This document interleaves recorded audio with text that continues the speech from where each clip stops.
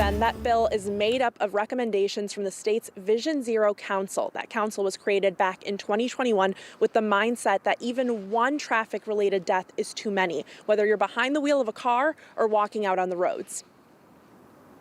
Last year was the deadliest on Connecticut roads in decades.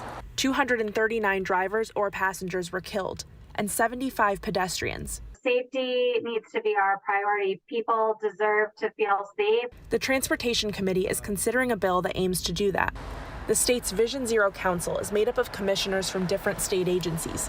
They came up with more than a dozen recommendations that make up that bill. Some of those are making it illegal for a passenger to have an open container of alcohol, creating a fatal collision reduction team, requiring people to watch a video on new traffic laws before they're able to renew their license, and expanding bike lanes. Whatever makes people safer. We just have to design an infrastructure that leads to safety. Jennifer Glass said she's new to learning about pedestrian and bike safety issues after her husband, John Beisowitz, was hit by a car back in November.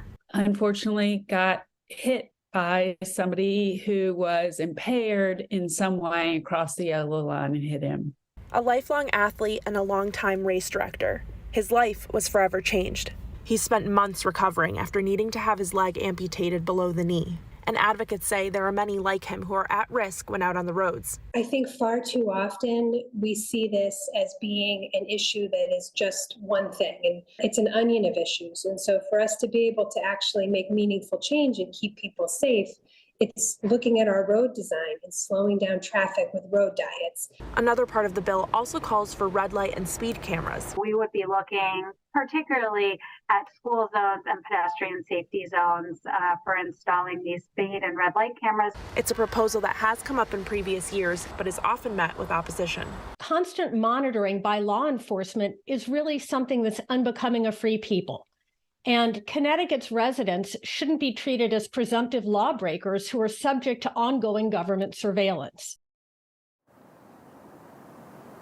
Now, one thing that this bill does not specifically address is wrong-way crashes, but members of the Transportation Committee said that that is something that they are going to be looking at this session. As for this bill, it is still in its early stages, and what's next is the Transportation Committee is going to take into account what it heard from today's public hearing and make any changes that it sees fit. Live in Hartford, Gabby Molina, Fox 61 News.